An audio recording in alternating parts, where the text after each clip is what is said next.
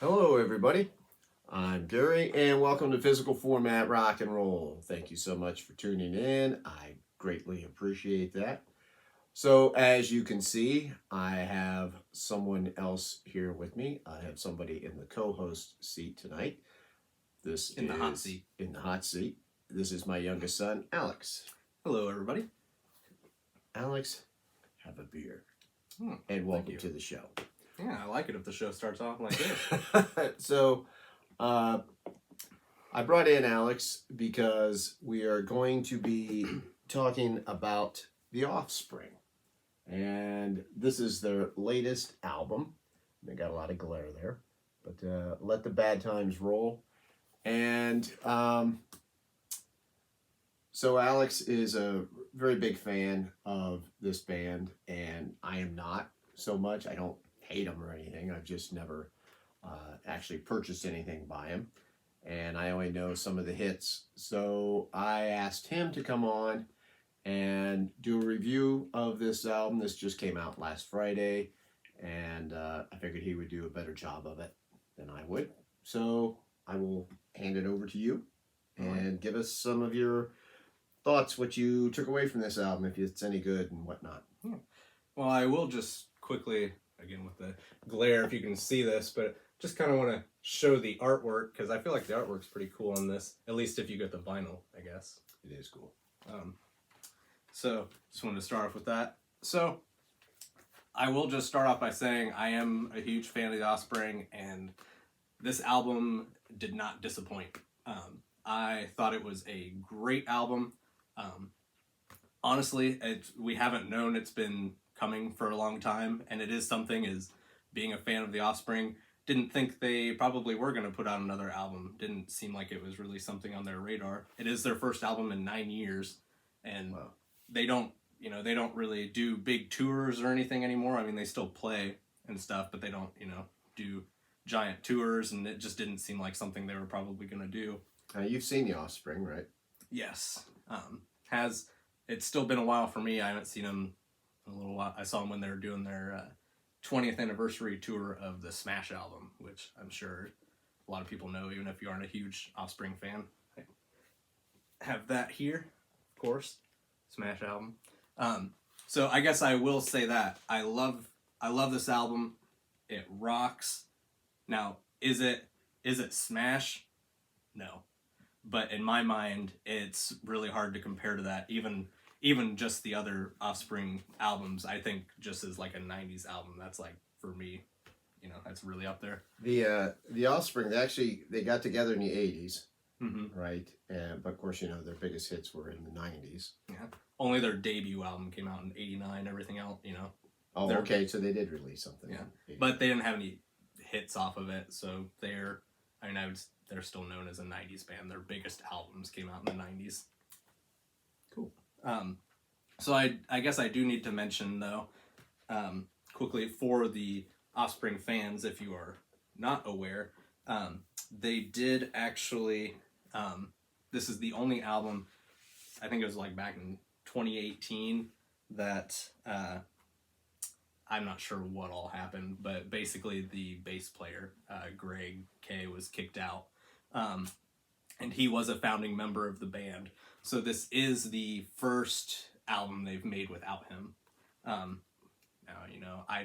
listening to it, I didn't think it made like a very big difference, but it is just interesting to think about that. And what's even more interesting, though, is like in all the credits and stuff, the album, they actually don't even credit anybody with playing bass on the album, so I really don't even know who it is. It might possibly be the guitar player. Yeah, playing bass, going over and yeah, could be, or just whoever they had in the studio that day. I don't know. Yeah, but they don't credit anyone on here, so maybe someone out there knows. But worth noting. So, my first listen through, love the album, and I have to say, every time I've listened to it through since then, I've liked it more each time. That's awesome. So, like I said, it doesn't really compare to Smash. I do already think, though, that I would put it above their previous album to this, Days Go By, which I love that album too, but I would put it above that already, I think. So it starts off with This Is Not Utopia, and good rocking song. But I do have to say, how I said I had to listen to this through a couple times. My initial, I was like taking down notes because I knew I was gonna do this. So I was taking down notes my first time listening through, and I wrote down on my first time listening through this that I didn't think that it was like the strongest opener. I was like, it like didn't like get me jammed, you know, like ready to go in the album. But then after I listened to it through again, even just the second time, I was like, wow, why did I write that? I really like this song. But well, sometimes that's good. That can be a good sign. Like, you know, when you listen to it a couple times, you know, you like it more. Usually, there's a little bit of depth or something to the music. yeah, they just like didn't quite Yeah. catch the first time. Yeah, but yeah, I mean, I would say I mean, it's still not my favorite song on the album, but I definitely like it now. Then it goes into the title track, "Let the Bad Times Roll," which is just a great rocking song. The chorus is just, it's one that just brings you in. It's very catchy. I feel like it's definitely one that makes you want to sing along to it.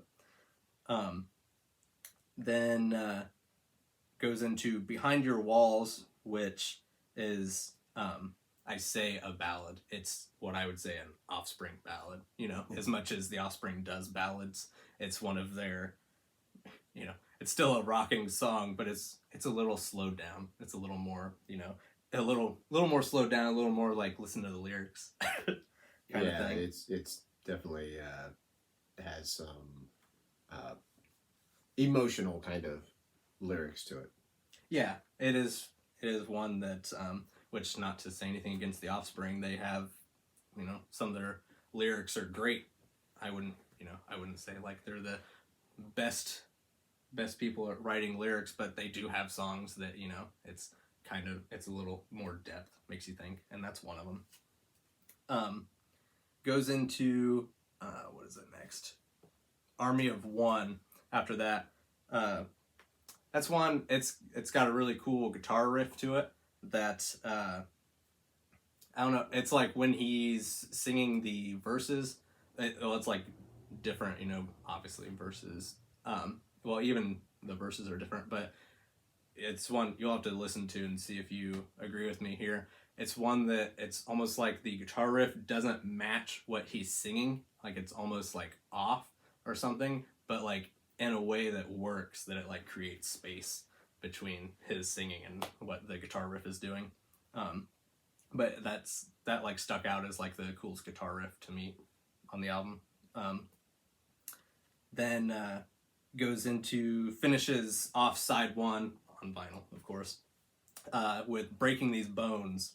Has just an awesome dynamic intro that, you know, starts off the drums. Drums are, yeah. It's a great song. I love that song. I was listening to it with him just so I could kind of get a feel for it, and it's funny because we got to that song. That's the last song on side one, and I'm listening to it, and I'm about halfway through, and I said, "This is my favorite song so far." And he's got like just a couple of notes here, and he held up what he had written, and like from my first time listening through it, and he wrote down favorite song so far. So so we both agreed on that. It's short. It's only like 2 minutes and some, I think. Yeah, but it's, which, I mean, nothing on, nothing the Offspring, so like nothing is like even 4 minutes, I think. So. But I think that's a pretty kick-ass song that I think a lot of people, you know, viewers like myself, you know, can get into, even if could you're get not into like a lot of people that watch this show. They dig that song. Yeah, just because of that dynamic intro, and it's more of just like your classic cool rock song. I think you even said it. That it almost kind of has like a sounds to me like to it or something. Well, I was thinking that one did. Oh, this song kind of had like a Ramones and Green Day combined vibe a little bit. Obviously, Green Day was very influenced by the Ramones, but I don't know. It just made me think of both of those bands in a way. Yeah. But very strong way to finish off side one. Yes, it was very cool. I mean, probably still is my favorite song on the album. So then go over to side two. It's "Coming for You," which is a re-recording I guess I will say how this album didn't disappoint. The only way, I love everything they put on it. The only way that it did disappoint me was there are only 10 songs on this album, and 2 of them are re-recorded songs. So there's only 8 new songs. So I guess the only thing that disappointed me is, being a huge Offspring fan, I'm like, it was 9 years in between albums, and they only had 8 new songs on this. And it's got 2 short instrumentals. Yeah, it's got 2 short instrumental. I'm counting like full length. Oh, so you didn't count those? No. Okay. Yeah, so technically it has 12 tracks, but I'm not counting just like the little instrumental things. So as far as like actual songs, it's only got 10 and 8 new ones. But I mean, I love that song, and I feel like it does help round this album out as like a rocking album. But it is one that, I mean, when I say re-recorded, I mean, they didn't change anything about it from the first time. So, I mean, That's weird. Yeah. Then goes into We Never Have Sex Anymore, which I love that song. It's a very classic Offspring move. That's one of the things I like about the Offspring is they're a band that never takes themselves too seriously. They obviously they have some of their songs that are funny, got really big, like Pretty Fly for a White Guy, Yeah. or like Spare Me the Details, or they have songs like that I mean, they make them to be funny, but they can still be good songs. They can still be really catchy songs. And that song has kind of like a big band kind of feel to it. It's not, it's got horns in it and whatnot, and it's, got that kind of swing to it. Yeah, almost not quite like a jazz song, but I mean, it's got a bunch of horns in it. Like you said, it's like you got to feel, and he sings it very differently. Yeah, he sings it in a different voice. Like I said, it's I actually described it as, when I was like making notes, I said the way he sings the verses, it's almost like Michael Bublé sounding, like how they sing but not exactly like that. And what's not that lame. Yeah, what's cool though is like the verses are like that, but like the rest of the rock band, the guitar and everything comes in on the chorus, so the chorus still rocks. It's just like but then the verses, it's just horns and stuff, and it's just like a fun song. It's catchy though, even with the horns. I'm like, I have to laugh along with it, but I'm like, And the song itself, even though it's called "We Don't Have Sex Anymore," it's actually it's about being emotionally distant. In a relationship is what it's about. So. Okay. So there is a little, and then after that there's an instrumental, which is In the Hall of the Mountain King. Which some of you might recognize on some other albums that you have in your collection. Yeah. I'll wait and see if anybody in the comments can write who else did that song. Yeah, I will let you know I did not. I mean, I knew obviously other people had done it, but he said, oh, so and so has done that song, and I said, oh, I didn't know that. Goes into the Opioid Diaries. Kind of gives me the same feeling as The Kids Aren't Alright off of Americana. That's got the same feel as far as like the lyrics, not necessarily the music, but it's got the same feel of just like a drug problem being passed on to youth. Yeah, to the youth, that it's like saying like it's not that bad, like we started this problem and that we just like screwed this whole generation up and stuff, but it's kind of got that same feel to it, which obviously same takes a shot at the pharmaceutical companies also in it. Then goes into Hassan Chop, which is a very, very in your face song. I thought that if you're another Offspring fan, let me know if you think the same thing. I thought instantly, like within the first 10 seconds of listening to it, I thought this reminds me a lot of Dahui, as far as like it's just like so like from beginning to end, like in your face, balls to the wall. Just the way the music and singing. Yeah, it almost has a heavy metal sound to it in a way, I think. It's another good one. It's another strong song in my mind off this album. And then after that, huge change of pace though, which I guess I will say that maybe there should have been like something, or maybe the order of these should have been different, because it goes straight from that to they re-recorded Gone Away, but didn't just re-record it, they turned it into a ballad that it's they do it with just a piano and some string, I don't know, like a violin maybe. I think they have some string instruments in there as well, but you know, just like a very somber song. But it's kind of cool because, like I told him, so you know they stripped away everything and they turned it more into a ballad type song, and you actually listen to the lyrics more so than I think the original version of Gone Away. And like I told him, I never realized that's like how that sad of a song it is. Yeah, everything that song was saying. And so I can understand why they maybe did that, just so people could say, well, you know what, I wrote this song, but nobody really got the meaning of it. Yeah. And so now no one really got like the pain behind this song. They just thought, oh, this is like a cool rock song that, you know, and it is one that they play on the radio. It's a big hit for them. Right. And most people, all they know on that, you know, is, and it feels like heaven is so far away, but there's more to it. Yeah. And so I will say, you know, how I thought, you know, maybe you know why they re-recorded Coming For You, but this one I understand why they did it, because even as an Offspring fan, I appreciate it because I love that song. But it's cool. The Offspring's never done like a full out ballad like that, and I thought that was kind of cool. It was a change of pace for them.